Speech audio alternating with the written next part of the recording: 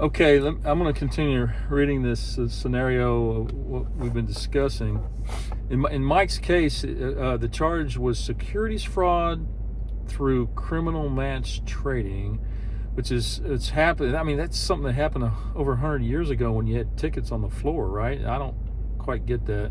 Anyway, you still what happens when you sell stock to a known accomplice for $1, and then they turn around and buy it back for $1.10, and then so forth. It goes $1.20, and then you keep passing it back and forth. And you create a false market by Correct. doing that. And I can tell you right now, with electronic trading these days, it's almost impossible to do. Although thinly traded stock, I guess, can be manipulated. It's very hard to do. I mean, it's just. It didn't happen in our case. We had a fairly liquid stock, so it's just not feasible.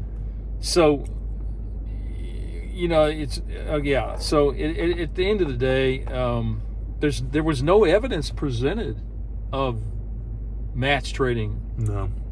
Right? That's correct. Nothing. They didn't have one incident. So how could you get convicted of it?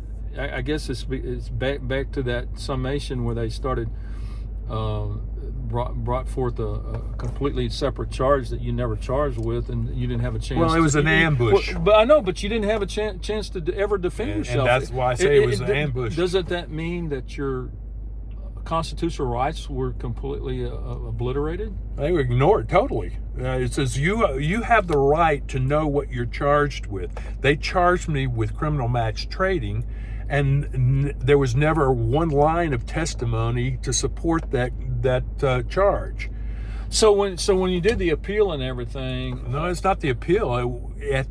During the trial, okay, when they were doing the summation, after all the evidence had been out, they manufactured this charge out of the blue. And they actually withheld evidence that completely exonerated you from any potential possibility of that charge being true. Correct. They withheld evidence. The government prosecutors knew good and well, all right, that what they were saying to the jury was a lie. They knew that they were holding an opinion. And guess what? They don't have any recourse. There's no recourse against that, right? I mean, because they've got immunity or whatever is that. Government prosecutors have immunity. They have basically blanket immunity. Look, this is I want to. Okay, we're going to leave it at that for this segment, and we'll come back.